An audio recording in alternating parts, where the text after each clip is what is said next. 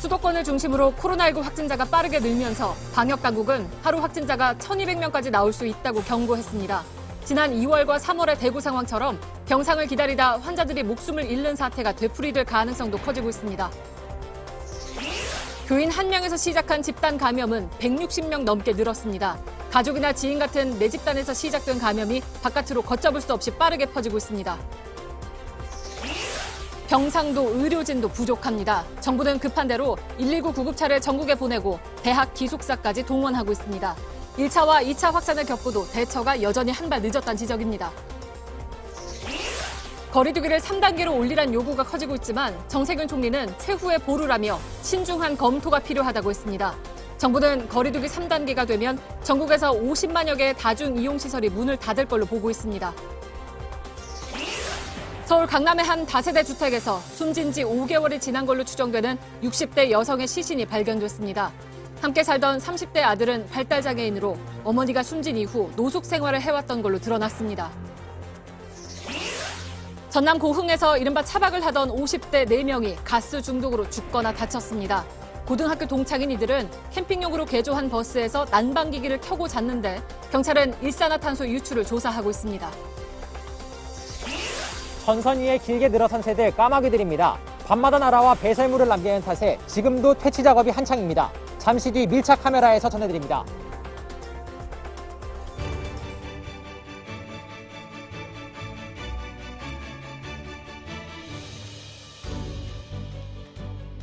뉴스룸을 시작합니다. 오늘 전국에서 긴급하게 동원된 119 구급차들입니다.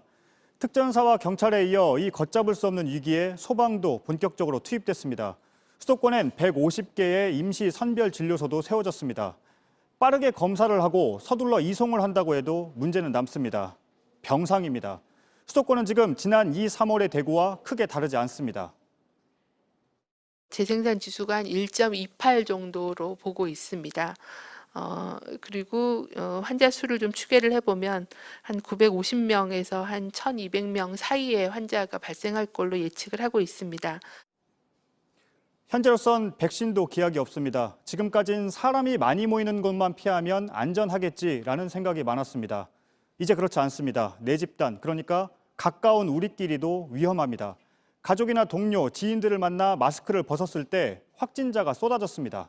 먼저 윤영탁 기자입니다. 입구가 막혔습니다. 이곳에서 일주일여 만에 관련 확진자가 162명이나 나왔습니다. 감염된 교인이 가족과 다른 교인에게 전파했고 이후 연쇄 감염이 이루어졌습니다. 특히 확진자 4명 중 1명은 교인의 가족과 지인이었습니다. 교회 밖으로 퍼진 겁니다. 10월 중순부터 7주 동안 부흥회도 했습니다. 일주일에 4일이나 했습니다. 성가대 연습실에서도 모였습니다. 음식물도 먹었습니다. 환기는 잘 되지 않았습니다. 종교시설에선 거리두기 1.5단계부터 모임도 할 수 없고 음식도 먹을 수 없습니다. 밀폐된 공간에서 장시간 활동으로 비말 발생 가능성이 높은 것으로 파악되어 추가 조사 중입니다. 종로구 음식점에선 감염된 환자가 노래교실에서 가족에게 바이러스를 옮겼습니다. 확진자가 다니던 직장인 수원시 요양원까지 번졌습니다. 감염 형태가 달라졌습니다. 이전엔 특정 집단 한 곳에서 대형 감염이 있었습니다. 지금은 가족이나 가까운 지인 같은 내부 집단에서 시작된 감염이 외부로 확산되고 있습니다.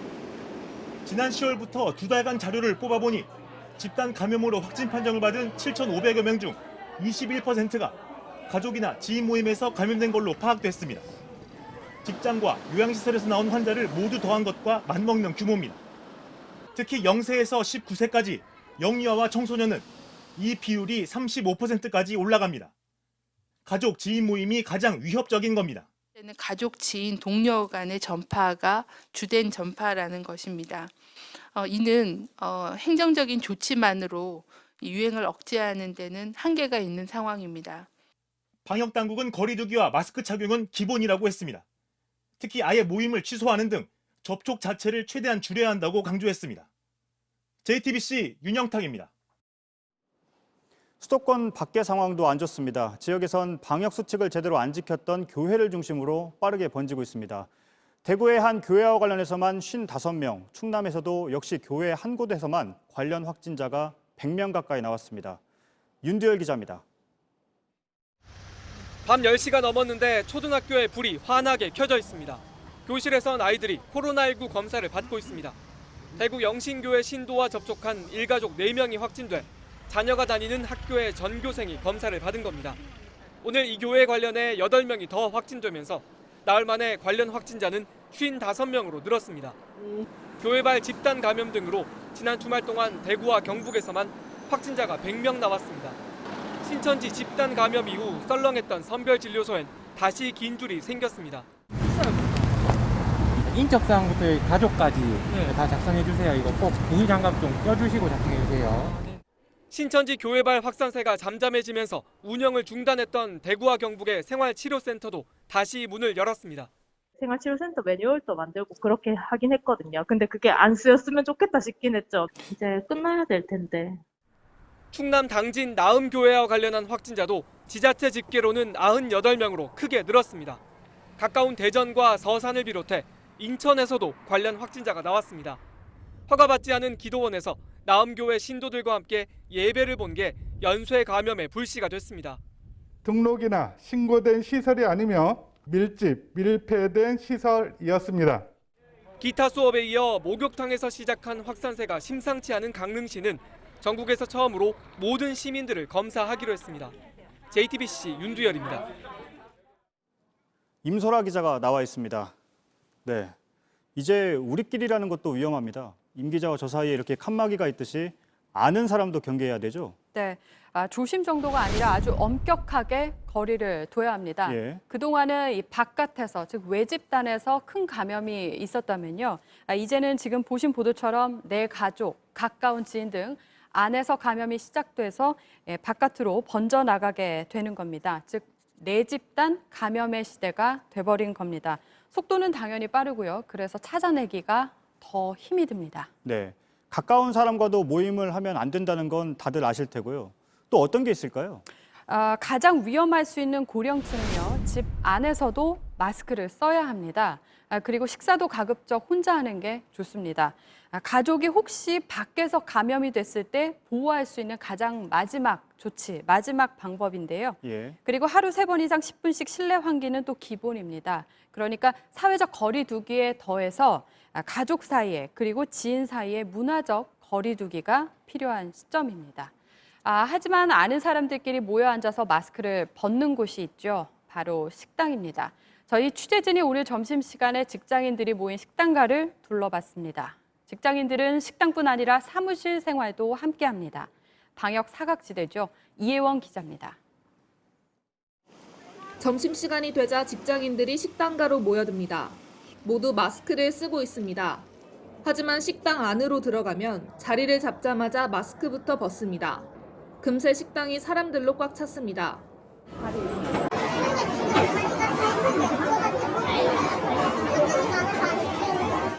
한데 모여 앉아 식사를 합니다. 패스트푸드점도 사람들로 붐빕니다. 칸막이가 아예 없거나 있더라도 테이블 간격이 좁습니다. 종종 기침 소리도 들립니다.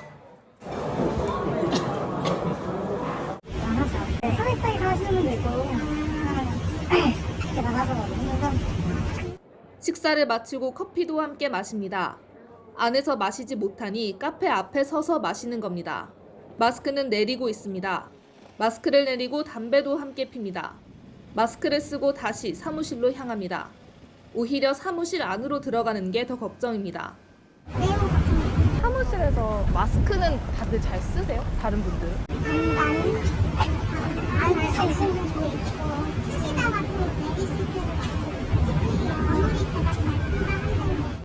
재택근무는 눈치가 보여 하지 못합니다.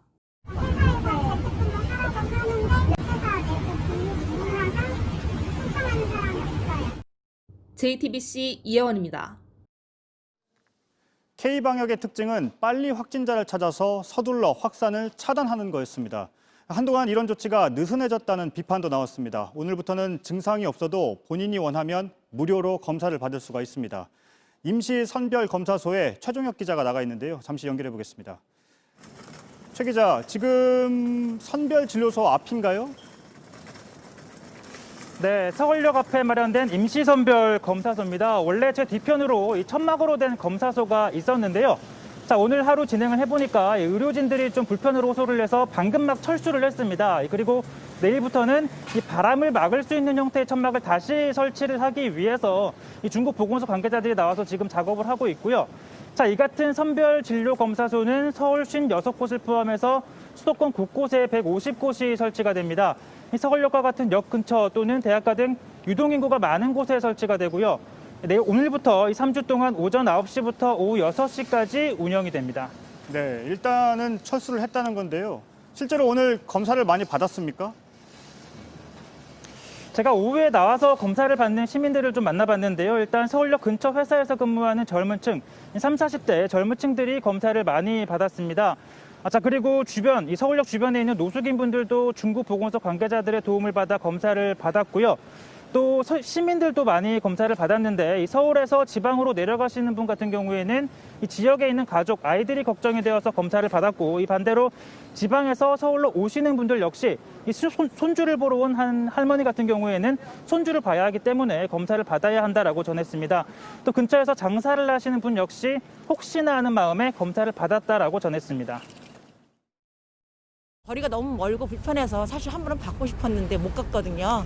그랬는데 이번에 가까운 데 생겼다 그래서 장사하다 보니까 여러 사람을 많이 만나요. 그래서 불안해서 일단 왔습니다. 네, 보도를 보신 뒤에 검사를 받아야겠다고 생각하시는 분들이 있으실 겁니다. 절차는 어떻게 됩니까?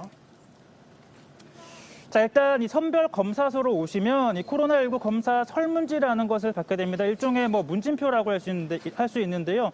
이 보시면 휴대전화 번호와 연령, 성별을 적게 됩니다. 이것 이외에는 개인정보는 기재하지 않아도 되는 거고요.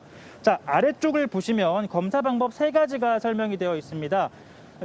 현재까지 진행되어 온 코 속 깊숙이 면봉을 집어넣어서 검체를 채취하는 비인두 도말 PCR 방법이 있고요. 그 이외에도 침을 이용한 검사, 그리고 신속 항원 검사 등 3가지가 있는데 어떤 검사를 받던 간에 비용은 무료로 진행이 됩니다. 네, 선별 진료소까지 만든 건 수도권에서 환자가 빠르게 늘고 있기 때문입니다. 지금 상황은 어떻습니까? 자, 일단 서울의 인구와 비슷한 지역인 부산, 울산, 경남, 부울경과 좀 비교를 해보면요. 인구는 서울이 조금 더 많지만 오늘 기준으로 확진자 수 서울은 217명입니다. 하지만 부울경은 49명인데요. 그러니까 4배가 더 많은 수치입니다. 여기에다가 경기 220명, 그리고 인천 36명을 더하면 수도권 지역만 확진자가 오늘 하루 확진자만 473명입니다. 특히나 이 수도권은 같은 생활권을 공유하고 있는 상황에서 지난 10월 12일 이 거리두기가 1단계로 낮아졌죠. 그러면서 조용한 감염이 이뤄진 것 아니냐라는 풀이가 나오고 있습니다. 네, 잘 들었습니다. 최종혁 기자였습니다. 의료 시스템도 무너질 위기입니다. 확진자가 빠르게 늘면서 병상도 그리고 인력도 부족합니다. 서울은 그나마 중환자 병상이 5개가 있지만 경기도는 하나도 없습니다. 국가 의료 체계가 시험대에 오른 셈입니다. 최승훈 기자입니다. 119 구급차가 모입니다. 전국 12개 시도에서 수도권으로 올라왔습니다. 상태가 나빠지기 전에 환자를 옮기기 위해서입니다. 구급차 45대, 구급대원 180명입니다. 지난 2월 대구와 경북에서 4차례 동원령을 발령한 뒤 이번이 처음입니다. 5시 20분쯤에 출발했습니다. 저희가 대구에서도 많이 지원받았기 때문에 저희가 당연히 대구에서 많이 지원 가야 된다고 그냥 준비를 하고. 경증 환자를 위한 병상은 급한 대로 마련됐습니다. 경기도는 대학교 기숙사를 생활치료센터로 쓰기로 했습니다. 2,000 병상을 확보했습니다. 서울시도 생활치료센터 18곳을 만들기로 했습니다. 1,500여 개 병상이 더해집니다. 중환자 병상이 문제입니다. 경기도 중증 환자 전담 치료 병상 46개는 모두 바닥났습니다. 서울시는 5개, 인천시는 3개 남았습니다. 정부는 민간 병원의 코로나19 중환자 전용 병상을 추가로 요청했습니다. 주요 대형 병원에서는 기존 중환자 전용 병상 28개에 추가로 12개를 내놓기로 했습니다. 국방부는 국군 대전병원을 감염병 전담병원으로 전환하기로 했습니다. 국군 대구병원과 고양병원도 조만간 바꾸기로 했습니다. 전문가들은 민간 병원이 나서야 한다고 지적합니다. 민간 병원들 같은 데서 협조를 얻어서 병상 한두 개를 문을 닫고 일단은 의료진들을 좀 차출을 받는 방식들도 좀 고민을 해야 될 것 같고요. 필수적인 업무만 남겨놓고 줄여서 의료진 확보를 시작을 해야. 간호사 493명도 환자 치료를 돕기 위해 나섰지만 중환자 치료 인력은 부족합니다. 전문성이 필요한 데다 경무에 시달리기 때문입니다. 정부는 중환자실 간호사에게 위험수당을 하루 10만 원씩 주기로 했습니다. JTBC 최승훈입니다. 병상 부족과 관련해 민간 병원에서 더 많은 병상을 동원해야 한다고 주장하는 전문가를 연결해 보겠습니다. 서울대 의대 의료관리학과의 김윤 교수입니다. 교수님 나와 계시죠? 네, 안녕하십니까? 예. 지금 시민들이 답답해하는 부분이요. 겨울이 되고 3차 대유행이 시작되면 병상이 부족할 수 있다는 경고는 계속 있었습니다. 그런데 왜 준비가 안 된 걸까요? 정부가 안타깝게도 K방역의 성공에 취해서 겨울에 대유행에 제대로 대비를 못한 것 같습니다. 네. 병상이 없는 게 아니다. 민간 병원에는 병상이 많이 있다는 주장을 하고 계십니다. 그걸 동원하면 된다는 얘기인데요. 네. 지금 민간 병원의 병상 네. 상황은 어떻습니까? 지금 제일 급한 게 중환자 병상인데요. 우리나라에는 중환자 병상이 한 10,000개쯤 있습니다. 그런데 정부가 동원한 병상은 한 200개가 조금 넘습니다. 그러니까 다시 말씀드리면 전체 병상의 한 2% 정도를 정부가 확보해서 코로나 환자 진료에 쓰고 있는데요. 이렇게 적은 병상만 동원해서 사용하고 있다 보니 환자가 증가하니까 당연히 병상이 부족할 수밖에 없는 상황입니다. 서울 지역만 예를 들어도 대학병원, 중환자를 진료하는 상급종합병원이 모두 13개가 있는데요. 그중에 4개는 실제 코로나 중증 환자 병상을 정부에 제공하고 있지 않습니다. 그러니까 상급종합병원 3개 중에 1개가 서울에 있는 병원 중에 코로나 환자 진료에 참여하고 있지 않은 상황입니다. 네. 그런데 병원들로서는 코로나19 환자 외에 다른 환자들은 그러면 어디로 보내느냐, 이미 병상이 상당 부분 채워졌다, 이런 반론을 할 수가 있을 텐데요. 네, 그런 말씀들을 많이 하시는데요. 그 중환자실에 입원해 있는 환자 중에 응급 환자는 절반밖에 되지 않습니다. 그러니까 나머지 절반은 비응급 환자로 채워져 있는 것이고요. 물론 비응급 환자 중에서도 암 환자와 같은 중증 환자가 있지만 관절 치환술 환자 같은 진료를 미뤄도 별 지장이 없는 환자들이 있기 때문에 그런 환자들의 병상을 일부 미뤄서 코로나19 환자 진료를 위해서 사용하자는 것입니다. 비응급 환자를 위한 병상의 10%만 확보해도 적어도 300병상 이상을 확보할 수 있고 기존의 정부가 확보한 병상에 300병상을 더해 한 500병상만 있으면 환자가 매일 1,000명씩 생겨도 중환자 병상은 부족하지 않게 됩니다. 네. 그런데 방금 말씀하신 민간 병원의 병상 현황이라든가 또 비응급 환자의 현황은 이미 정부도 파악을 하고 있을 겁니다. 그럼에도 교수님의 주장처럼 네. 추진을 하지 않고 있는 건 이유가 있을 텐데요. 어떻게 보십니까? 민간 병원이 코로나 환자 진료를 꺼려하는 상황이고요. 정부는 민간 병원의 그런 태도를 알고 있기 때문에 굳이 병원들과 갈등을 일으키지 않으려고 해서 공공병원 중심으로 대처를 하고 있는데 공공병원이 이미 한계에 도달했고 공공병원들의 규모가 작아서 중환자를 진료하는 능력에는 한계가 있기 마련입니다. 그래서 지금은 더 이상 미루지 않고 민간병원의 병상을 정부가 적극적으로 설득하고 안 된다면 법에 의해서 동원하는 게 맞다고 생각합니다. 네. 교수님의 의견에 대해서는 저희도 정부의 입장을 따로 한번 확인을 해보겠습니다. 네, 지금까지 서울대 의대 의료관리학과 김윤 교수였습니다. 감사합니다. 감사합니다. 방금 민간병원에서 병상을 동원하는 방안을 얘기해봤는데 실제 코로나19 치료에 쓰라며 병원을 통째로 내놓은 곳이 있습니다. 병원 측은 다른 병원들도 함께 나서길 바란다고 했습니다. 이상화 기자입니다. 병상이 비어 있습니다. 직원들이 의논을 합니다. 환자들은 퇴원 수속을 합니다. 경기도 평택에 있는 박예병원입니다. 이 병원은 수요일까지 현재 입원해 있는 환자를 비우고 있습니다. 코로나 전담병원으로 바꾸기 위해서입니다. 경기도에 남아있는 중환자 병상은 없습니다. 병상 상황이 심각해지자 자처하고 나선 겁니다.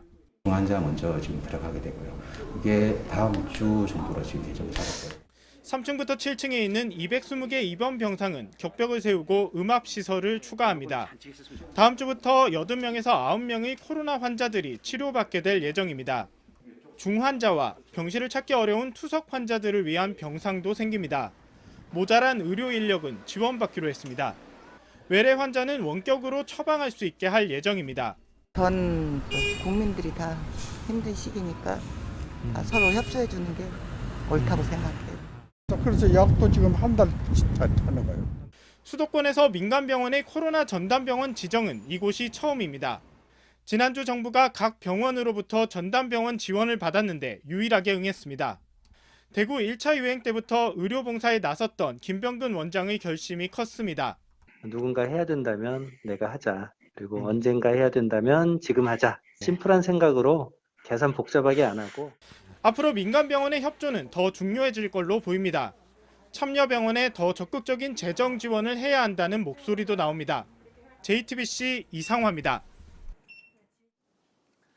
코로나19에 반격하기 위해 인류가 꺼낸 카드는 백신입니다. 하지만 우리 국민들이 언제 맞을지는 아직 알 수가 없습니다.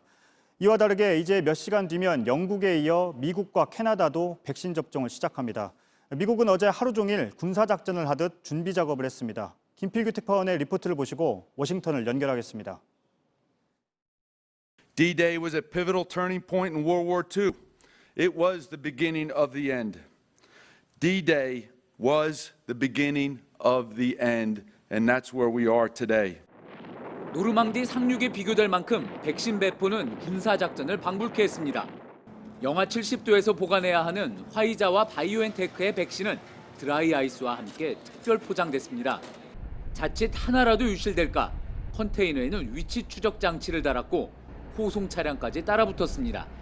1차 290만의 분량이 비행기에 실려 전국 636곳으로 운송됐습니다. 이곳 조지 워싱턴대 병원 같은 거점 병원으로 백신이 이송되면 당장 월요일부터 접종을 시작합니다. 우선은 의료계 종사자와 요양원 직원, 요양원 거주자를 대상으로 하게 됩니다. 미 보건당국은 내년 3월까지 1억 명에게 백신을 접종한다는 계획입니다. We need to have immunized about 75 or 80% of the US population before herd immunity can really be established. We hope to reach that point between the month of May and the month of June. 김필규 특파원, 트럼프 대통령이 백신을 가장 먼저 맞을 거란 얘기도 있습니다. 실제 그렇습니까? 예, 그런 관측도 있었고 보도도 나왔지만 트럼프 대통령은 당장 백신을 맞을 계획이 없다고 직접 밝혔습니다. 그러면서 적절한 시기에 맞기를 기대한다. 그리고 백악관 인사들은 특별히 필요하지 않으면 좀 늦게 맞아야 한다고도 했습니다. 트럼프 대통령은 이미 한 차례 감염됐다 회복된 바가 있었죠. 이 때문에 그런 이야기를 했는지는 아직 확실하지는 않습니다. 미국에선 마스크도 필요 없다는 사람들도 많았습니다. 이번 백신을 두고는 어떻습니까? 예, 주말 동안 워싱턴에서는 트럼프 지지자들의 대규모 대선 불복 집회가 있었습니다. 대부분 노마스크에 거리 두기도 없었고요. 또 이야기를 직접 나눠보니 백신이 필요 없다는 사람도 많았습니다. 직접 한번 들어보시죠. 100% no. Never. I would not shoot poison inside my body. Does anyone ever look up the people who have had horrible reactions to vaccines? It's poison. They put baby fetuses. Donald Trump is also support. Well, remember. He said let's get a vaccine out there. This is what Americans want. This is what the CDC is requiring. Yes, so let's get out there. But you decide if Donald Trump would take the vaccine. I think the answer is no, personally. 그런데 이런 사람들이 많다면 백신이 보급이 되더라도 집단 면역은 어렵지 않습니까? 예, 중요한 얘기입니다. 최근 여론조사에서 코로나 백신을 맞겠다는 미국인은 61%였습니다. 50%도 채 안 됐던 9월에 비해서 좀 늘기는 했지만 집단 면역을 위한 70에서 80%에는 아직 훨씬 못 미칩니다. 선거 내내 코로나19가 별거 아니라는 메시지를 대통령이 주다 보니 정작 백신 맞자는 이야기도 설득력이 떨어지는 역설적인 상황이 됐다는 지적입니다. 우리는 백신이 늦어져서 고민인데 미국은 백신이 보급된다고 해도 고민이 있군요. 그렇습니다. 그런데 더 큰 문제는 아직 일반에 보급되려면 몇 달이 걸릴지 모르는데 이 백신 때문에 미국 시민들이 방심할 수 있다는 겁니다. 지금 코로나19로 인한 하루 사망자가 3,000명이 넘습니다. 그리고 누적 사망자는 30만 명을 넘었고 누적 확진자 수는 1,669만 명입니다. 빌 게이츠는 앞으로 4개월에서 6개월이 가장 암울할 수 있다고 경고를 했습니다. 네, 잘 들었습니다. 김필규 특파원이었습니다. 다시 임소라 기자와 얘기를 나눠보겠습니다. 화이자 백신 접종이 시작되면서 인류의 반격이 시작됐다는 표현도 나오네요. 네, 맞습니다. 먼저 그래프를 보겠습니다. 예. 네, 파란색은 가짜약을 맞은 임상 시험자들이고요. 그리고 주황색은 화이자 백신을 맞은 사람들을 나타냅니다. 그런데 보시면 14일째, 그러니까 접종 14일째부터 두 그룹 간의 차이가 확연히 갈리는 걸 확인할 수가 있습니다. 화이자 백신은 2회, 3주 간격으로 접종을 하게 되는데요. 지금 당장 현 시점에 화이자 백신을 맞는다면 이론상으로는 내년 1월 말이면 접종이 끝나게 됩니다. 네, 미국의 사례가 그렇게 되겠네요. 네. 그러면 집단 면역은 언제부터 기대할 수 있습니까? 국내 전문가들은 미국의 경우에 내년 6월에서 7월쯤이면 집단 면역 수준에 도달할 수 있을 것으로 예상을 하고 있습니다. 정재훈 교수 등 전문가들은 내년 6월에서 7월부터는 가만히 둬도 코로나19 감염자 수가 감소하기 시작할 수 있다, 이런 전망을 했습니다. 다만 이렇게 시간이 좀 걸리는 건 1월에 전 국민이 다 한꺼번에 맞는 것이 아니라 순서대로 맞기 때문입니다. 그래서 코로나19 사망자율이 전 세계 1위라는 오명을 쓴 미국으로서는 화이자 백신을 통해서 반격에 나섰다, 이렇게 볼 수 있습니다. 네. 근데 방금 김필규 특파원 연결했는데 백신에 대한 거부 반응들도 있어서 그 부분은 좀 지켜봐야 될 것 같습니다. 문제는 우리는 언제인지가 가장 궁금합니다. 오늘 네. 민주당의 이낙연 대표는 3월 전에 가능하다고 했는데 가능한 얘기입니까? 오늘 정부가 유럽연합, 그러니까 EU에 승인이 있다면 가능할 수도 있다라는 식으로 설명을 했습니다. 네. 그러니까 얼마 전 백신 공급 계획을 밝힌 뒤에 결국 번호표만 받은 것이 아니냐, 이런 비판이 많지 않았습니까? 그래서 이후에 대책이 뭔지 계속 물어봤는데 며칠 동안은 노력하고 있다, 정해지면 알리겠다고만 했습니다. 그러다가 오늘 EU에서 승인이 나오면 우리도 승인을 내고 접종을 할 수도 있다는 쪽으로 설명했습니다. 그러니까 미국 FDA 승인이 늦어질 수 있는 상황이기 때문에 유럽을 예로 든 것일 수 있는데요. 이것도 가정이어서 현재로서는 내년 1, 4분기까지는 백신 없이 버텨야 할 가능성이 커 보입니다. 네, 잘 들었습니다. 임소라 기자였습니다. 우리로선 백신은 백신대로 안간힘을 쓰되 당장 눈앞의 확산을 막는 데 주력해야 합니다. 정부는 거리 두기를 3단계로 올리는 것까지 검토하고 있습니다. 그렇게 되면 사실상 일상의 대부분이 멈추게 됩니다. 텅 빈 식당들, 손님 대신 수건만 자리를 지키는 미용실, 그리고 하객이 없는 결혼식과 영화 없는 영화관이 되는 겁니다. 이렇게 영업을 중단하는 곳이 50만 개까지 늘어납니다. 어떻게 달라지는지 이지은 기자가 보도합니다. 정세균 총리는 오늘 사회적 거리 두기를 3단계로 올릴 수도 있다고 말했습니다. 필요하다고 판단하면 과감한 결정도 주저하지 않겠습니다만 3단계는 우리가 선택할 수 있는 최후의 보루이며 3단계가 되면 10명 이상 모일 수 없습니다. 실내 체육시설과 결혼식장, 공연장과 영화관 모두 문을 닫습니다. 놀이공원, PC방, 미용실 등도 마찬가지입니다. 백화점과 대형마트도 영업을 할 수 없습니다. 이렇게 영업을 중단하는 곳이 50만 개까지 크게 늘어납니다. 종교 활동도 할 수 없고 스포츠 경기도 못합니다. 예외는 있습니다. 의료기관과 숙박시설, 음식점, 편의점 등 필수적인 곳입니다. 다만 강화된 방역 수칙을 꼭 지켜야 합니다. 식당의 경우 8제곱미터, 약 2.4평당 1명으로 인원을 제한해야 합니다. 네, 예전엔 이렇게 테이블 2개가 있으면 여러 사람이 앉아서 식사를 할 수 있었습니다. 하지만 3단계가 되면 이 테이블 2개 면적에 1명 정도만 앉을 수 있게 됩니다. 밤 9시 이후엔 포장이나 배달만 할 수 있습니다. 지금과 같습니다. 더 문제가 되면 이제 테이크아웃만 허용한다거나 뭐 이런 더 강력한 그런 조치들이 취해질 수도 있겠지만 카페는 하루 종일 테이크아웃만 가능합니다. 장례식장에는 가족만 참석할 수 있습니다. 학교 수업은 모두 원격으로 바뀝니다. 공공기관과 기업은 필수 인력을 제외하고는 의무적으로 재택근무를 해야 합니다. 예상되는 경제적 피해는 매우 큽니다.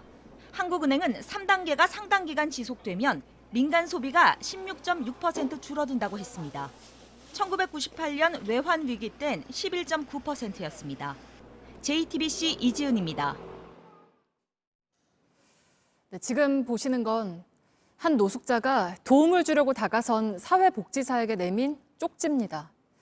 서툴게 쓴 이 쪽지 한 장으로 아무도 모른 채 외롭게 세상을 떠난 어머니가 발견됐고 그 뒤로 노숙자가 될 수밖에 없었던 발달장애 아들의 이야기도 세상에 알려졌습니다. 먼저 어환희 기자가 보도합니다. 사회복지사 정미경 씨가 길거리에서 생활하던 발달장애인 최 씨를 만난 건 지난달 6일입니다. 이미 손은 아주 많이 부르텄어요. 근데 도와주지 않으셔도 돼요 라고 하는 거예요. 최 씨 앞엔 쪽지 한 장이 놓여 있었습니다. 조그맣게 쪽지로 우리 엄마는 5월 3일의 돌아가셨어요. 도와주세요. 그러니까 초등학교 1, 2학년 아이가 아주 또박또박. 정 씨는 한 달쯤 지나 최 씨가 적은 쪽지의 의미를 알게 됐습니다. 어머니의 몸은 지금 어디 있으세요? 하니까 지금 어머니는 거기 그대로 계세요. 그러는 거예요. 정 씨는 바로 경찰과 함께 최 씨가 살던 서울 방배동의 한 다세대 주택을 찾았습니다. 집안엔 이불에 덮여 알아보기 힘든 최 씨 어머니 김모 씨의 주검이 있었습니다. 김 씨 죽음이 세상에 알려지기까지 무려 5달이 걸렸습니다. 최 씨는 어머니가 세상을 떠난 뒤 홀로 곁을 지켰습니다. 엄마가 안 살아나고 계속 숨을 안 쉬어요. 그런데 왜 그렇게 파리들이 날아들어요? 왜 그렇게 애벌레들이 나와요? 애벌레들이 내 방까지 들어와요. 그러는 거예요. 집안에 먹을 게 떨어졌습니다. 독촉장이 쌓이면서 집의 전기도 끊겼습니다. 살기 위해 최 씨는 어머니 곁을 떠나 노숙인이 됐습니다. 그 사이 사회는 아무런 도움도 주지 않았습니다. 경찰은 김 씨가 지병으로 숨진 것으로 보고 있습니다. 아들은 어머니가 아픈 곳을 정확히 알지 못했습니다. 경찰은 의료 기록에서 김 씨가 2005년 뇌출혈 수술을 받았다는 내용을 찾았습니다. 지자체가 파악한 김 씨의 마지막 모습은 코로나19 방역 물품을 받기 위해 지난 3월 주민센터를 찾은 때였습니다. JTBC 어환입니다. 세상을 떠난 어머니가 발견되기까지 5달이 걸렸습니다. 장애인 등록이 안 돼서 사회 보호를 받지 못했던 아들은 집에서 1km 떨어진 지하철역에서 노숙 생활을 했습니다. 그 사이 모자가 살던 집에 남은 건 밀린 공과금을 독촉하는 고지서뿐이었습니다. 어머니가 세상을 떠나고 아들이 노숙인이 될 때까지 이들을 찾는 이는 없었습니다. 김태형 기자가 취재했습니다. 37살의 최 씨는 발달 장애인입니다. 얼마나 순진하고 얼마나 어리면서 얼마나 당황했을까. 너무나 가엾고 이것을 어떻게 잘 수습을 할 수 있을까. 학교도 초등학교 2학년까지만 다녔습니다. 어머니 김 씨가 전주에서 서울로 데려오며 학교도 더 다니지 못했습니다. 당시엔 학교 등록을 하지 않아도 정부나 학교가 찾아 나서지 않았던 때입니다. 그렇게 김 씨는 발달장애 아들을 27년간 홀로 키웠습니다. 게다가 최 씨는 장애인으로 등록된 상태도 아니었습니다. 주거근로만 이분이 신청을 하셨어요. 아드님이 30대 중반이고 좀 이제 근로 능력도 있다라고 이렇게 좀 판단이 되셨던 것 같아요. 장성한 최 씨는 근로 능력이 있는 성인 남성으로만 기록됐습니다. 하지만 김 씨 모자는 정부에서 받는 25만 원의 생활비가 전부였습니다. 두 사람의 생활비로는 부족했습니다. 김 씨가 지난해 여름 5개월 동안 서초구 공공근로 사업인 모기방역 활동으로 번 돈 124만 원이 마지막 소득이었습니다. 모자는 점점 더 고립됐습니다. 전기세를 내지 못했고 건강보험료도 밀렸습니다. 집에는 독촉장이 쌓였습니다. 이웃들과 교류도 거의 없었습니다. 야수 얘기하는데 관심이 동사무소에서 그러느냐고 어쩌다 그래요. 사실은 저는 모르겠어요. 코로나19 감염 위기는 이들을 완전히 무너뜨렸습니다. 자치단체는 지난 7월과 11월 두 차례에 걸쳐 택배로 마스크를 보냈습니다. 하지만 이미 이들에게 마스크는 필요 없었습니다. 어머니 김 씨는 숨을 거뒀고 아들 최 씨는 노숙인이 된 뒤였습니다. 사회 구성원 누구도 모자의 비극을 눈치채지 못한 채 5개월이 흘렀습니다. JTBC 김태형입니다. 거리두기로 답답해진 사람들에게 자동차에서 먹고 자는 이른바 차박이 인기입니다. 하지만 겨울철에 이렇게 캠핑을 하다가 난방 장비에서 일산화탄소가 새어나오는 사고가 종종 있습니다. 어제 전남 고흥에서도 차박을 하던 50대가 숨졌습니다. 정진명 기자입니다. 경찰 과학수사대가 버스 안과 밖을 살펴봅니다. 차에서 머물 수 있도록 큰 의자와 침대가 놓여 있습니다. 50대 남성들이 연락이 안 된다는 신고에 경찰이 버스를 찾아낸 시간은 어제 오후 8시쯤. 처음 발견된 잠에서 깬 남성이 있어 이상이 없는 줄 알고 돌아갔습니다. 하지만 40여 분 뒤 의식 없는 일행이 있다는 신고가 들어왔습니다. 119 구급대가 출동했지만 55살 A씨가 숨졌습니다. 다른 3명은 병원으로 옮겨졌습니다. 고등학교 친구 사이인 피해자들은 캠핑용으로 개조한 이 버스를 타고 여행을 다니다 변을 당했습니다. 경찰은 일산화탄소 중독 사고로 보고 있습니다. 이들은 잠들기 전 시동을 끄고 경유를 사용하는 무시동 히터를 켠 것으로 확인됐습니다. 배관이 잘못돼 가스가 버스 안으로 새어 들어온 것으로 추정됩니다. 버스 창문도 모두 닫힌 상태였습니다. 연결된 부분, 그러니까 보일러 밑에서 무슨 금이 가서 가스가 올라왔다든지 아니면은 여러 가지 상황에 대해서 지금 감식할 예정입니다. 일산화탄소 중독 사고는 겨울철이면 자주 일어나고 있습니다. 오늘 경기도 동두천 한 계곡에서도 20대 남녀가 텐트 안 가스난로 옆에서 숨진 채 발견됐습니다. 지난해 1월 전남 고흥에서는 캠핑카로 개조한 버스에서 자던 일가족 5명이 일산화탄소에 중독되기도 했습니다. 최근 5년 동안 야영장에서 일어난 일산화탄소 중독 사고나 화재는 50건에 이릅니다. 연료를 태우는 난방은 피하고 일산화탄소 경보기를 쓰는 게 좋습니다.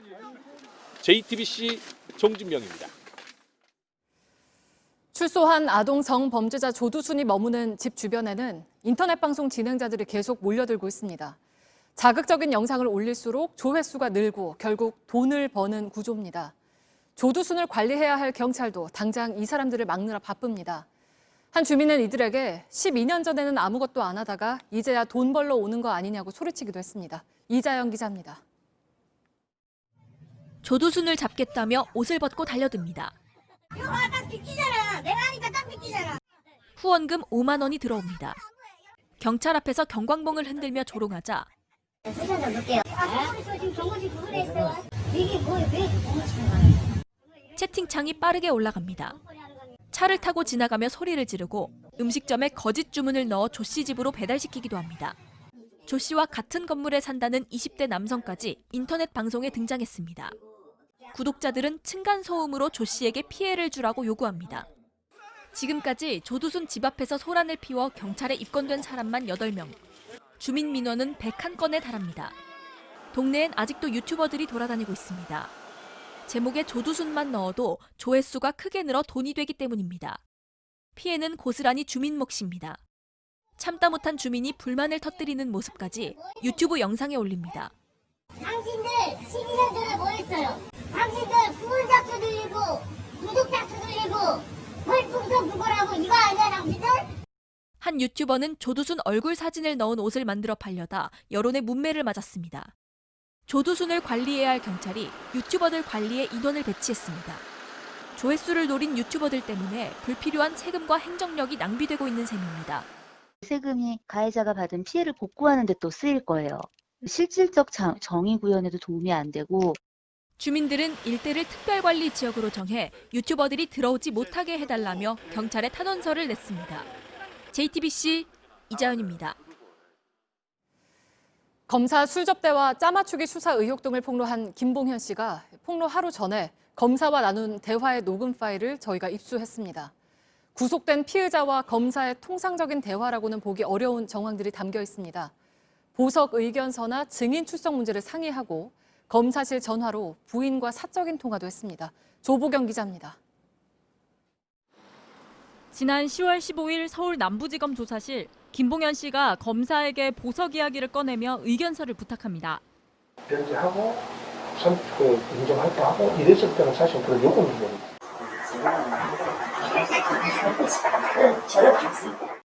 부탁이 계속되자 답은 애매하게 바뀝니다. 저는 이제 그냥 그 이후라도 본전이 좀 일단 있다고 해가지고 훨씬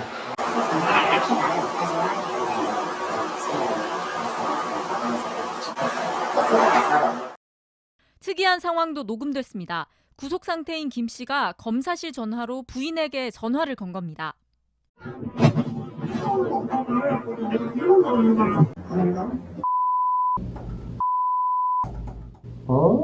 쉬고 있었어요? 날씨 많이 펴졌지? 자기는 여보. 어쨌든 여보 그거 내가 찾아보라고 한번 찾아봐. 다른 일은 나는 아주 잘 지내.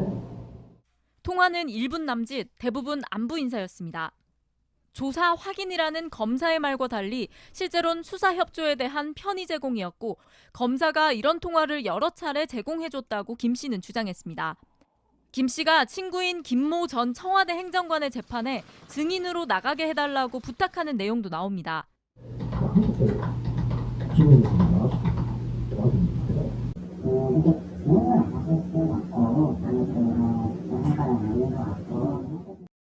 요청이 이어지고 어렵지 않겠냐는 취지의 답이 돌아옵니다.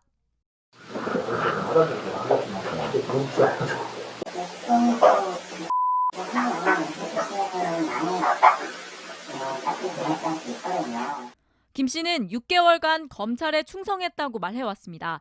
수사팀의 일원이었다고도 해왔습니다. 검찰이 원하는 진술을 해왔기 때문에 폭로 직전까지 검사실 안에서 이런 대화가 가능했다고 주장했습니다. 남부지검의 설명은 전혀 다릅니다. 보석 의견서를 유리하게 써주겠다고 한 사실이 없다고 했고 통화를 시켜준 것은 옛 휴대전화를 찾기 위한 수사 목적이었다고 반박했습니다. 증인 출석 여부는 피고인과 변호인이 결정할 사안이지 검사가 관여할 수 없다는 취지로 답했다고 주장했습니다. 김 씨는 이 녹취 파일 전체를 공수처가 출범하면 제출하겠다고 전해왔습니다. JTBC 조보경입니다. 문재인 대통령이 방문한 방 2개, 거실 하나짜리 행복주택에서 신혼부부가 아이 2 낳고도 살 수 있겠느냐가 논란입니다. 좁다는 의견도 있지만 한편에선 행복주택에 당첨되고 나서 부모님과 함께 울었던 사람도 있습니다. 전문가들은 4명이 살 수 있냐 없냐보다는 한번 들어가면 넓은 집으로 옮기기 어려운 제도를 바꾸는 게 먼저라고 지적합니다. 정아람 기자입니다. 지난주 문재인 대통령이 방문했던 경기도 화성의 임대주택 단지입니다. 주로 원룸과 투룸이기 때문에 혼자 사는 사람이 많고 가족이 살아도 2-3명인 경우가 대부분입니다. 총 1,600여 세대인 이곳에서 문재인 대통령이 간 집은 전용 면적 13평으로 방 2개의 거실이 있는 구조입니다. 공급 면적까지 따지면 20평이 넘습니다. 웬만한 다세대 빌라와 비슷하거나 더 큰 구조입니다. 그런데도 논란이 커진 건 통상 민간 건설사들이 4인 가족용으로 내놓는 아파트는 주로 24평이나 32평으로 이곳보다 넓기 때문입니다. 입주민 가운데도 식구가 늘면 옮기고 싶다는 의견이 나옵니다.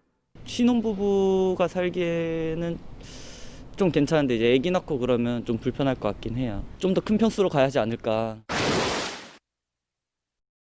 전문가들은 13평짜리 임대주택이 많은 건 공급 면적 기준이 9년 전에 머물러 있기 때문이라고 지적합니다. 임대주택 공급 면적 기준은 2011년 개정된 뒤 바뀌지 않았습니다. 그 사이 커진 분양주택의 크기를 맞출 수 있도록 임대 아파트를 넓게 지어야 한다는 겁니다. 처음엔 좁은 데 살더라도 차츰 넓은 임대 아파트로 옮길 수 있도록 규정을 바꿔야 한다는 지적도 있습니다. 현행 규정에 따르면 한 번 10평대 공공임대에 들어가면 20에서 30평대로 옮기기가 어렵습니다. 넓은 평수 임대자 모집이 나올 때 신청을 해도 후순위 명단에만 들어가기 때문입니다. 이에 대해 국토부 관계자는 가족이 늘면 넓은 평수로 옮기는 것을 허용하는 방안을 검토하겠다고 밝혔습니다. JTBC 정아람입니다.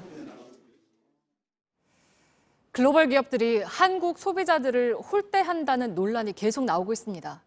소비자들의 불만에도 모르쇠로 밀어붙이는 애플코리아 문제부터 성화선, 김나한 기자가 함께 보도합니다. 학원 강사 이도희 씨는 산지 2달밖에 안 된 애플 노트북이 골칫거리입니다. 유선 상담은 적어도 5분 이상, 그리고 5시간 이상을 통화를 했고, 그리고 서비스 센터에는 제가 4번 정도 방문을 했고, 애플 가로수길에도 1번 방문했으니까 총 5번 방문을 했습니다. 고장난 지 한 달이 넘도록 못 고친 겁니다. 이렇게 2개씩 뜨는 거예요. 가령 맥북을 치면 매번 이렇게 나오는 거예요. 다른 업체에 책임을 넘기거나 해당 브라우저에서만 나타난 증상이기 때문에 이거는 구글 크롬의 고객센터 쪽으로 문의를 해. 애플센터는 상담 내용을 녹음하면서도 서비스 평가와 직원 교육을 위해 통화 내용이 녹음됩니다. 정작 소비자는 녹음을 못하게 했습니다. 그럼 자동 녹음을 꺼주셔야 상담 진행이 가능해요. 이거는 고객 애플의 상담 정책이라서. 애플의 이런 태도에 화가 난 건 이 씨만이 아닙니다. 청와대에 국민청원까지 올라왔습니다. 노트북 수리를 하러 갔는데 책임자가 미국인인데 영어를 할 줄 아느냐고 했다는 사연도 뜨거운 논란을 일으켰습니다. 제품에 문제가 있어도 애플만의 기준을 내세웁니다. 불량 증상을 확인해줬는데도 애플에서 제공하는 소프트웨어 진단 프로그램을 거기서 불량이 안 뜨면 서비스 센터에서 교체가 안 된다고. 애플이 이곳 서울 가로수길에 직영 매장을 연 지 약 3년입니다. 이런 소비자들의 불만은 어제 오늘의 이야기가 아닙니다. 2년 전 아이폰 배터리 불량 문제가 대표적입니다. 문제는 아직도 결론을 못 내고 있다는 겁니다. 검찰 수사가 여전히 진행 중이고 6만 명 넘게 참여한 손해배상 소송도 제자리 걸음입니다. 화면 이곳저곳을 아무리 눌러봐도 꼼짝도 하지 않습니다.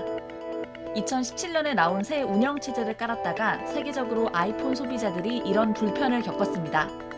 하지만 애플에 대한 대응은 우리나라가 유독 지지부진했습니다.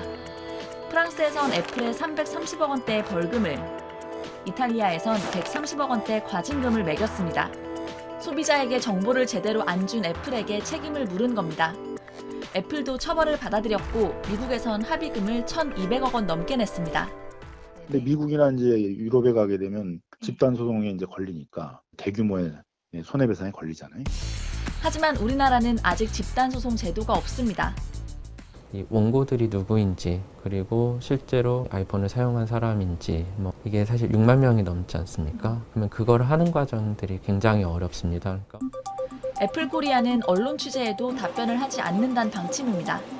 애플코리아 본사 사무실조차 드러나 있지 않습니다. 인포메이션 데스크에는 39층 자체가 없었어요. 38층이 2개 있고 그다음에 바로 40층으로 넘어갑니다. 꼭꼭 숨어져 있는 느낌이에요. JTBC 김나은입니다. 네, 이렇게 한국 소비자를 홀대하는 글로벌 기업은 또 있습니다. 코로나19 이후로 더 많이 찾는 유튜브, 넷플릭스도 따져보니 한국 요금이 유독 비쌌습니다. 이희령 기자입니다. 유튜브는 거의 하루 종일 틀어놓고요. 자기 전에 꼭 드라마 한 편은 보고 자는 것 같아요. 밖에 이제 나가지 못하니까 시청 시간이 좀 많이 늘은 것 같아요. 중간에 그냥 영상 보다가 광고 나오면 아 뭐야 라고 하면서 살짝 짜증 나기도 하고. 유튜브 광고 불편하죠. 흐름도 끊기고 막 넘길 수도 없고 싫으면 광고 없이 보는 프리미엄 서비스 쓰라는데 한마디로 돈 내란 거죠. 그런데 이 프리미엄 서비스 요금이 알고 보니 한국에서 유독 비싸다는데요. 우리나라에서 유튜브 프리미엄은 한 달에 10,000원, 가족이 4명이면 4만 원 넘게 듭니다. 다른 나라처럼 한 명만 결제하면 온 가족이 쓰는 가족요금제가 없어서입니다. 가장 싼 인도는 한 명당 700원, 영국도 6,400원만 내면 됩니다. 심지어 학생 플랜도 있었던 것 같아요. 우리나라에는 이렇게 제공하지 않네, 차별적이다. 인터넷 신호를 돌리는 방식으로 우리나라에서 인도 서비스를 쓰는 소비자들도 꽤 됩니다. JTBC 취재진은 유튜브 측에 왜 우리나라에는 가족요금제를 안 내놓는지 물었습니다. 이렇다 할 이유는 없었습니다. 넷플릭스도 비슷합니다. 비공식 집계 사이트에 따르면 한국은 4,400여 개의 콘텐츠가 제공됩니다. 다른 나라들은 콘텐츠 수가 더 많은데 가격은 오히려 더 쌉니다. 콘텐츠 한 편당 가격으로 비교하면 차이는 더 분명합니다. 넷플릭스 측도 제대로 해명을 못했습니다. 애플 같은 경우에도 가격을 올리고 서비스를 덜 해도 너네가 계속 이거를 소비를 할 거다 생각을 조금 깔고 있는 게 아닌가. JTBC 이희령입니다.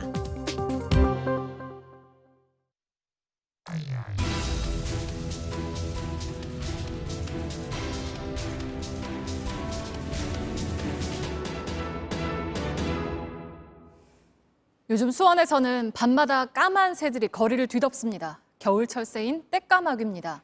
4년 전부터 해마다 찾아옵니다.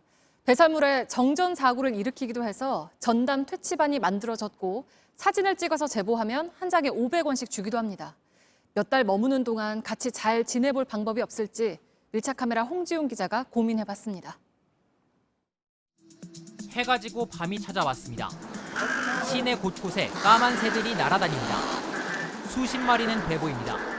떼까마귀입니다. 전깃줄 위에 줄지어 앉아 있습니다. 배설물이 뚝뚝 떨어집니다. 손으로 막거나 황급히 몸을 피합니다. 엄마야 징그러버려.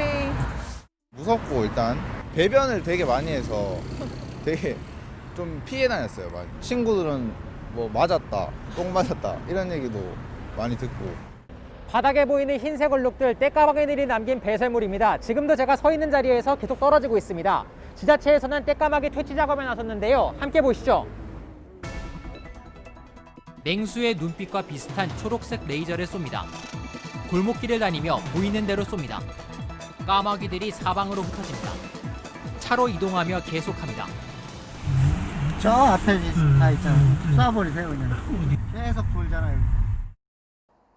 전선 위에 떼까마귀들을 쫓아낸 지 1시간이 지났습니다. 그런데 금세 돌아와서 자리 잡고 있는 모습 확인하실 수 있습니다. 수원시청엔 지난 2016년 이후 겨울이 되면 떼까마귀 민원이 해마다 200건씩 들어왔습니다.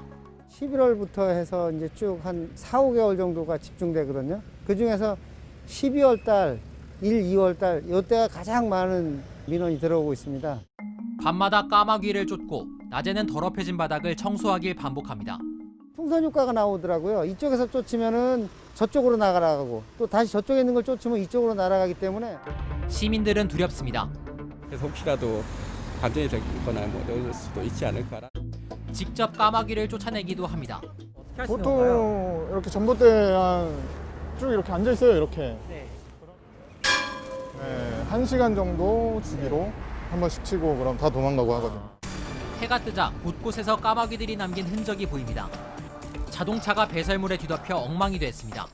지금도 지금 뭐 이거 세차한 지 이거 한 이틀 됐나? 그런데 이게 이렇게 된 거 아니에요? 떼까마귀는 바로 옆 화성시로도 가고 있습니다.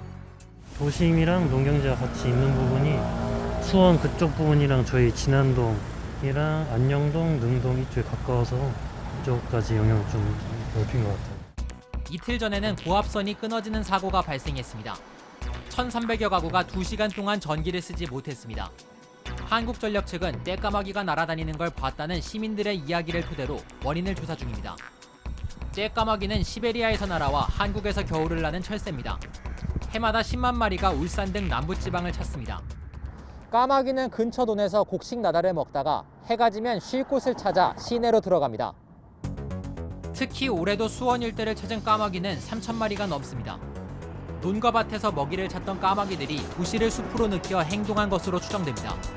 가로등이나 전선이 많고 온도가 높은 데다 높은 건물이 바람을 막아주는 것도 떼까마귀가 찾는 이유라고 전문가들은 말합니다. 쫓아내는 데에 한계가 있자 아예 생태공원을 만들어주자는 의견도 나옵니다. 울산 태화강 일대의 숲을 가꿔 떼까마귀를 비롯한 철새들이 우각에 만든 사례가 거론됩니다. 걔네들이 살 수 있는 공간을 만들어줘가지고 이쪽으로 오지 않게끔 대책을 세워주는 얘기죠. 현재까지 떼까마귀가 병을 옮기는 등 사람에게 직접 피해를 주는 사례가 보고된 건 없습니다. 이렇다 보니 수원시는 시민들의 떼까마귀 인식 바꾸기에 나섰습니다.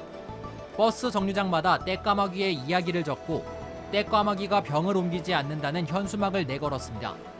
환경부와 함께 떼까마귀의 사진을 찍어 제보하면 한 장당 500원씩 주는 행사도 시작했습니다. 이동 경로와 나타나는 장소를 파악하기 위해서입니다. 전문가들은 철새 중에 하나인 떼까마귀가 수원을 찾는 이유를 도심과 자연이 어우러진 지리적 특성 때문으로 추정하고 있습니다. 이렇다 보니 떼까마귀들을 쫓아내기는 어려워 보입니다. 사람과 떼까마귀가 공존할 수 있는 해법을 하루빨리 찾을 수 있게 기대해 보겠습니다. 밀착 카메라 홍지웅입니다.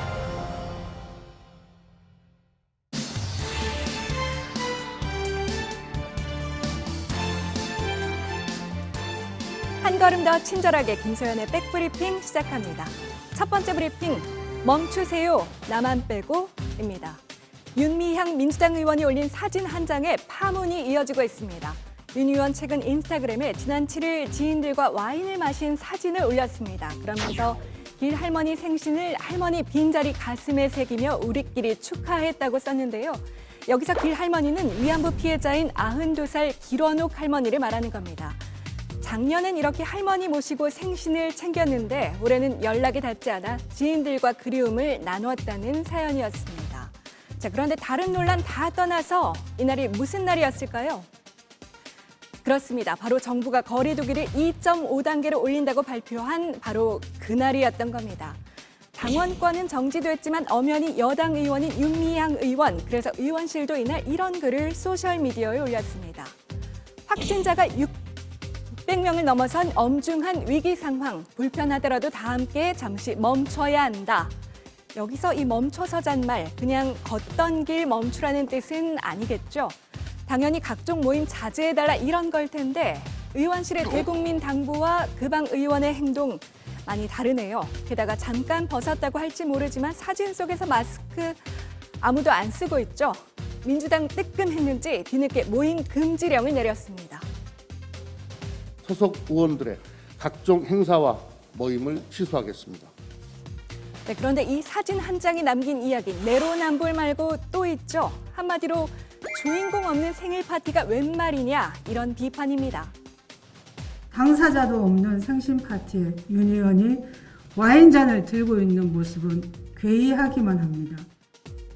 저희가 길 할머니의 가족, 그러니까 양아들 측과 통화를 해봤더니 윤 의원으로부터 연락도 없었고 시국도 이런데 어이가 없다 이런 반응을 보이긴 하더라고요. 아무튼 뒤늦게 사과하고 사진은 내렸지만 이래저래 뒷말 참 많이 남긴 사진 한 장이었습니다.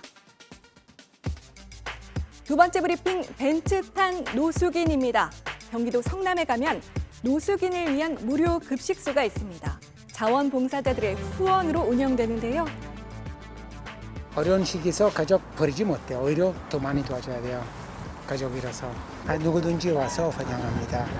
어서 오세요. 누구든지. 지난 토요일 메뉴는 우거지 갈비탕에 김치와 흰밥 그리고 디저트 초콜릿이었답니다. 팥까지 송송 썰어 넣은 갈비탕, 얼마나 고생스럽게 준비했을지가 느껴지는데요. 그런데 이날 흰색 벤츠 한 대가 들어와서 할머니와 아주머니가 내렸고 이 두 사람 태연하게 노숙인 사이에 끼어들었다고 합니다. 실제로 사진을 보니까 모자를 쓴 여성이 보조석 문을 열고 누군가 내리길 기다리고 있는데요. 차량은 오래된 모델이긴 하지만 벤츠 E클래스로 보입니다. 급식소를 운영하는 김하종 신부가 아니 따님도 계시고 좋은 차도 있으셔서 여기 오시면 안 된다, 도시락이 모자란다고 했지만 여성은 오히려 신부에게 짜증을 내며 이분은 저희 어머니고 여기는 공짜밥 주는 곳인데 왜 막냐고 했답니다. 저희가 확인해 보니까 이 여성 결국 도시락 1인분을 가져갔다고 하더군요. 이렇게 많이 준비했지만 어떤 분은 부족합니다. 도와주지 못해서 주선스럽고 바쁘고 너무너무 힘들었습니다. 네, 예전에 신부님이 하신 말씀인데 신부님이 죄송할 일은 아니죠. 부족한 도시락을 굳이 챙겨간 벤츠 모녀 같은 사람들이 부끄러워야 할 일이겠죠. 다행히도 이 소식이 전해지면서 급식소를 돕겠다 이런 전화가 쏟아지고 있다고 합니다. 아직은 세상이 살만하다 이런 걸 느끼게 되는 밤입니다. 오늘 백브리핑 여기까지입니다.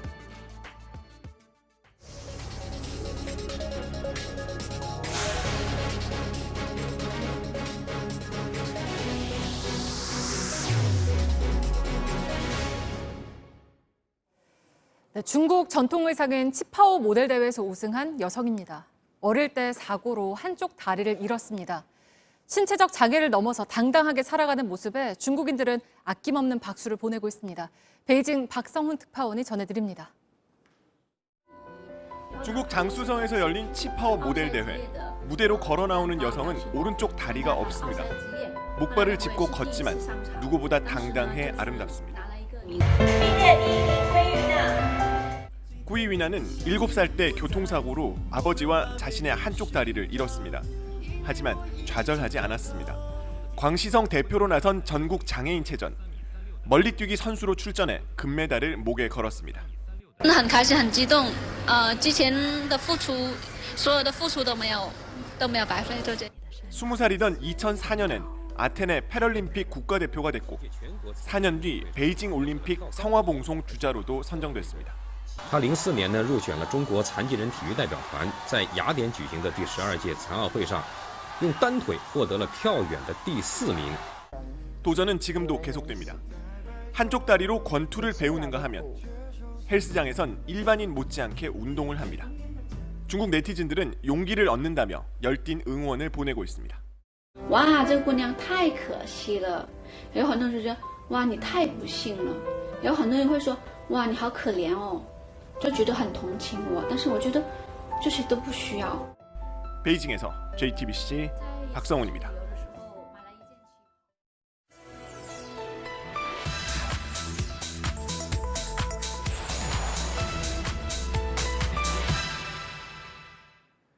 네, 팩트체크 시작합니다. 청와대 국민청원 게시판입니다. 왜 자영업자만 총알바지가 돼야 하느냐?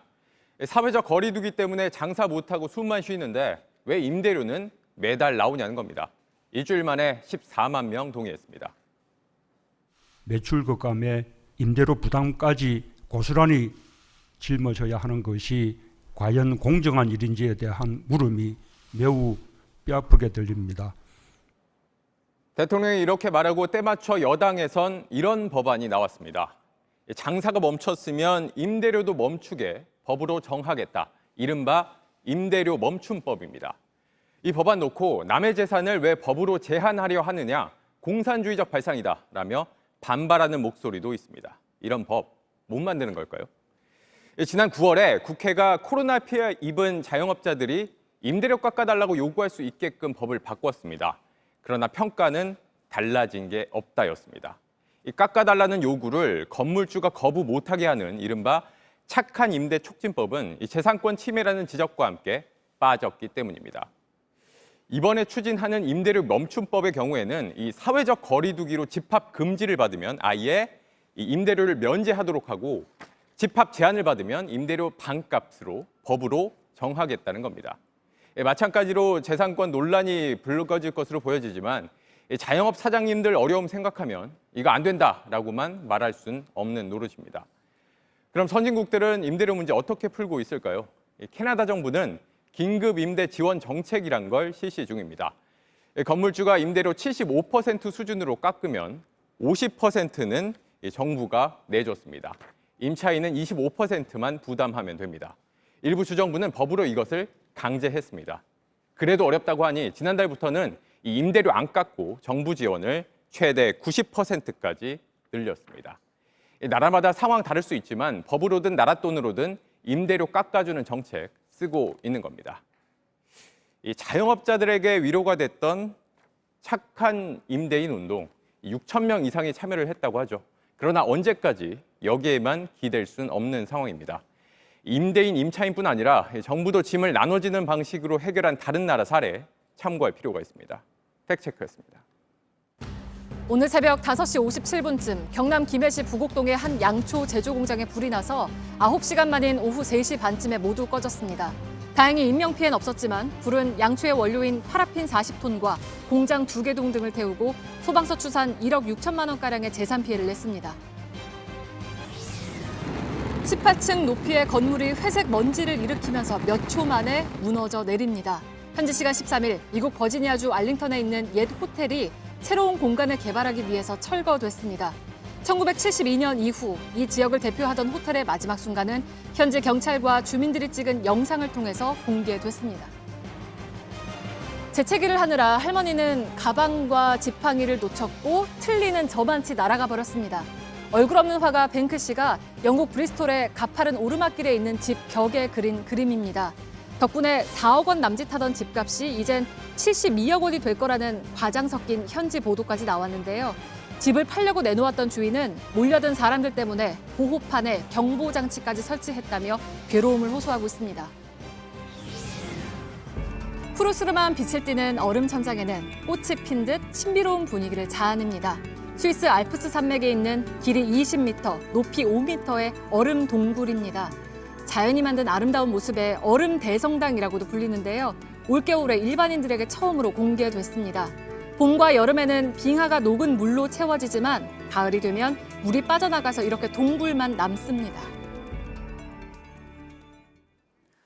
코로나19로 거리두기는 일상이 됐습니다. 그 여파로 일터에서 일상을 잃은 사람들이 있습니다. 버티고 버티던 많은 사장님들입니다. 분식집, 헬스장, PC방까지 업종을 가리지 않고 폐업의 바람이 불어닥쳤습니다. JTBC는 지금 그 사장님들이 어떻게 살아가고 있는지 취재했습니다. 취재를 하는 동안에 크리스마스 이브에 폐업을 하겠다는 사장님도 있었습니다. 김지성, 박병현 두 기자가 보도합니다. 화물트럭을 모는 김모 씨. 오전부터 휴대전화에서 눈을 떼지 못합니다. 빨리 읽고 손도 빨리 해야 되고. 채갔어요. 1시간 뒤 겨우 일 하나를 마칩니다. 예, 해운대 우동 가는 거요. 이거 파이프 길이 얼마나 되나요? 주로 서울과 부산을 오갑니다. 거리가 멀어 고되지만 조금이라도 더 벌 수 있습니다. 올 봄까지 김 씨는 청년 사장님이었습니다. 3억을 투자한 헬스장을 4년간 운영했습니다. 장사도 잘 됐습니다. 오픈하고 그런 계획을 했었죠. 2호점, 3호점 뭐 이런 식으로. 하지만 코로나19로 꿈이 깨졌습니다. 3분의 1로 손님이 줄었습니다. 운영 비용은 그대로였습니다. 월급 나가고, 그리고 월세 나가고, 관리비 나가고. 결국 문을 닫았습니다. 1,300 정도가 이제 마이너스죠. 그렇게 5천 쌓이니까 이제 감당 안 되더라고요. 끝인 줄 알았습니다. 하지만 철거 비용에 1,000만 원이 들고 은행도 숨통을 죄어왔습니다. 사업자 대출로 받은 돈이 문제였습니다. 네, 아파트 팔았죠. 장사가 안 돼서 돈을 못 벌어서 폐업을 했는데 빚을 바로 갚으라고 하면 다시 일어나기도 어려웠습니다. 아령 대신 운전대를 잡은 지 넉 달. 끼니는 주로 빵입니다. 밤 10시가 지나 부산에 도착하면 하루가 끝납니다. 근처 모텔에서 쪽잠을 자고 날이 밝자 다시 물건을 싣고 서울로 향합니다. 주소는 여기예요. 네, 물류 주소. 이동선 여기에 사인 하나 해주시고. 힘듭니다. 그래도 꿈을 놓지 않습니다. 빚잔치 끝내고 이제 PT샵 다시 이제 뭐 할 수 있으면 좋죠. 누구나 와서 이제 즐겁게 운동할 수 있는. JTBC 김지성입니다. 제가 지금 서 있는 이곳은 이태원역에서 200m 걸으면 나오는 테마거리입니다. 이태원에 있던 한 샐러드집, 검색하면 나오던 음식점이었습니다. 4년 전 문을 연 뒤 건강한 음식을 찾는 사람들 입소문도 탔던 곳입니다. 하지만 코로나19 여파에 시달리다 지난 5월 문을 닫았습니다. 독특한 인테리어를 한 이 식당은 이태원에서 프랑스 가정식으로 유명했던 곳입니다. 2012년 문을 연 뒤 9년간 영업을 했습니다. 하지만 올해 역시 문을 닫았고 지금은 이렇게 임대 두 글자만 붙어 있습니다. 직선거리로 200m인 이 골목에만 올해 들어 9곳이 문을 닫았습니다. 외식업 단체는 올 들어 8월까지 전국 음식점 2만 9천여 곳이 문을 닫은 걸로 보고 있습니다. 소상공인들이 계속 폐업 위기로 내몰리고 있지만 지원은 여전히 부족합니다. 정부가 실태를 제대로 파악했는지도 의문입니다. 국세청에 폐업을 하려면 무조건 신고를 해야 되잖아요. 어쨌든 국세청 각 세무서에 자료를 달라. 그러면 정확하게 나오지 않습니까? 사실 안 주는 거예요. 핵심은. 자료 공유가 안 된다는 겁니다. 소상공인 진흥공단하고 그 업무 협약들이 있습니다. 자료를 달라고 했으면 저희들이 자료를 아마 다 줬을 거고. 이러다 보니 지금까지 3조 2천억 원을 지원했지만 지원금을 받는 기준이 뭐냐는 이야기가 여전히 나옵니다. 위기에 몰렸지만 지원을 받지 못한 채 문 닫기만을 기다리는 시한부 소상공인을 만나봤습니다. 음식 주문을 받는 대신 폐업 상담을 합니다. 원래대로 본상 복구하는 걸로 기본으로 해가지고 견적을 좀 주세요, 사장님. 정주영 씨는 서울 북창동에서 음식점을 운영했습니다. 다음 주 문을 닫습니다. 크리스마스 이브입니다. 산전수전 겪으며 15년을 버텼지만 코로나19 위기에 손을 들었습니다. 폐업을 해야 되겠다 생각한 게 여름 지나면서 생각을 하게 됐어요. 버티려 노력했습니다. 저는 소상공인인 줄 알았어요.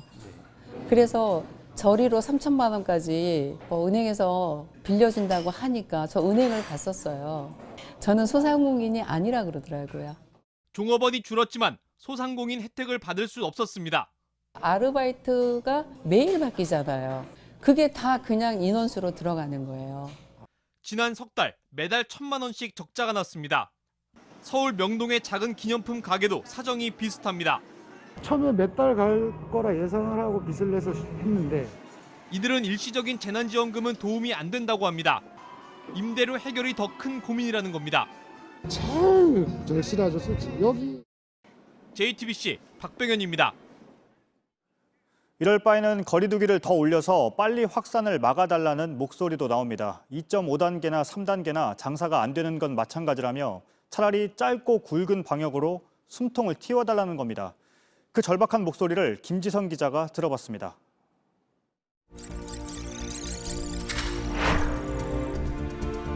지금이 점심시간인데 손님 딱 2팀이죠. 한 분 먹고 왔다 3분.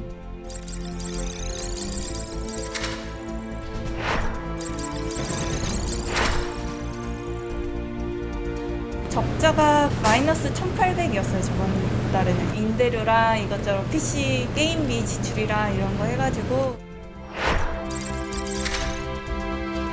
여기도 고칠 때 우리가 뭐 항생제를 쓰더라도 의사 선생님이 끝까지 먹으라고 말씀하시잖아요. 확실하게 잡는 게 아예 3단계 하는 게 훨씬 더 편해. 어차피 2.5단계도 장사가 안 되고 3단계도 안 되고. 저도 직원을 5명 각각 썼었는데 가게세는 뭐 고사하고 인건비를 아예 적자죠. 임대료도 높기도 하고 인건비도 솔직히는 안 나와요. 인건비도 안 나오고.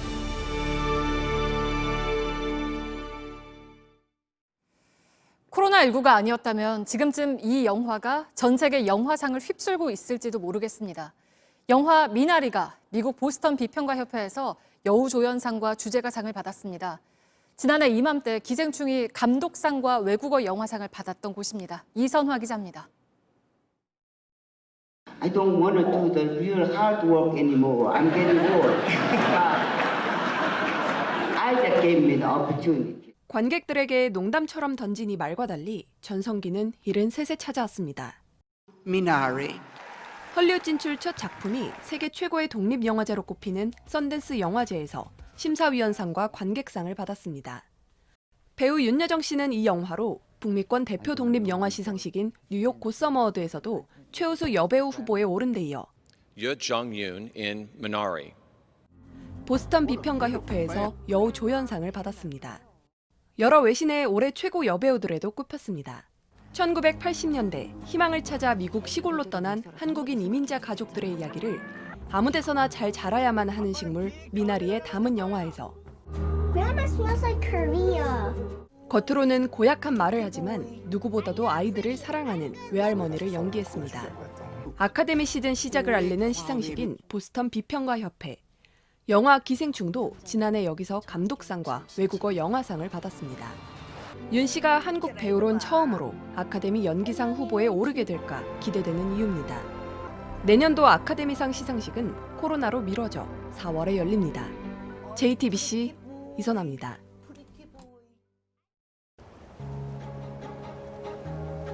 (2020년) 메르세데스 벤츠는 의료 장비가 되어야 했고 특별한 지도가 되어야 했고 키다리 아저씨가 되어야 했다. 그리고 모두를 위해 혼자 달리는 러너가 되었다. 무엇이든 될 수 있기에 어떤 것도 이겨낼 수 있다. 더 빛나는 세상을 향해 메르세데스 벤츠.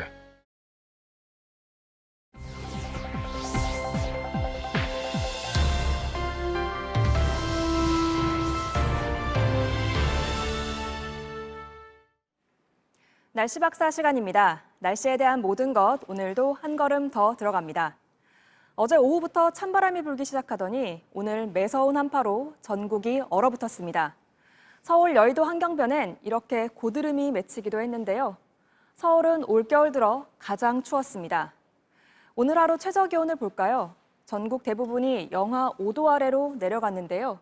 서울은 영하 9.7도, 홍천 서성면은 무려 영하 20.6도에 강추위가 찾아왔습니다. 강추위는 많은 눈도 몰고 왔는데요. 지금 영상은 오늘 울릉도 관측소의 모습입니다. 저렇게 발이 움푹 들어갈 정도로 많은 눈이 내렸는데요. 위성 영상을 보면 서해와 동해에 이렇게 물결치는 하얀 구름대를 볼 수 있습니다. 영상으로 본 울릉도는 물론 전라도와 제주도에도 많은 눈을 뿌렸습니다. 이 구름대는 매우 차가운 공기가 상대적으로 따뜻한 바다 위를 지나면서 생기는데요. 찬 공기와 해수면 온도의 차이가 클수록 눈구름도 커지게 됩니다. 현재 우리나라 하층 기온이 영하 15도보다 낮은 상태인데요. 주변 바다는 15도 안팎이라 많은 눈이 내리게 된 겁니다. 이번 주는 대체로 강추위가 예상이 되는데요. 일기도를 보면서 날씨 전망 알아보겠습니다. 우리나라에 영향을 주는 하층 찬 공기의 모습입니다. 영하 20도에 가까운 찬 공기가 모레까지도 계속 우리나라에 영향을 줄 걸로 보이는데요. 서울의 예상 최고 기온을 보겠습니다. 수요일까지도 계속 영하권 추위가 이어지다가 목요일은 되어서야 영상권이 되는 걸 볼 수 있습니다. 내일은 오늘보다 춥겠는데요. 내일 아침 기온을 보면 서울은 영하 10도, 춘천은 영하 15도로 오늘보다도 기온이 낮을 걸로 예상됩니다. 찬바람도 불면서 체감온도는 더 낮겠는데요. 서울은 영하 16도, 그리고 춘천은 영하 20도의 추위로 느껴지겠습니다. 낮에도 대부분 지역이 영하권이 예상이 되면서 굉장히 추울 걸로 예상됩니다. 찬 공기가 계속 영향을 주면서 전라도와 울릉도, 제주와 함께 충청도에도 눈이 이어지겠는데요. 서해안을 중심으로 모레까지 이어지면서 많게는 20cm까지도 쌓이겠습니다. 많은 눈에 피해 없도록 시설물 관리와 교통안전에 유의하시기 바랍니다. 지금까지 날씨 박사 김세연입니다. 오늘 뉴스룸은 여기까지입니다. 내일 저녁 7시 40분에 찾아뵙겠습니다. 시청해주신 여러분 고맙습니다.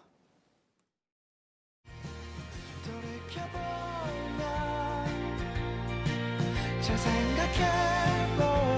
생각해보면 감당할 수도 없을 만큼 수많았던 말 안고 있었던 느낄 수 있었던 그때 그날로 다시 돌아가고 싶어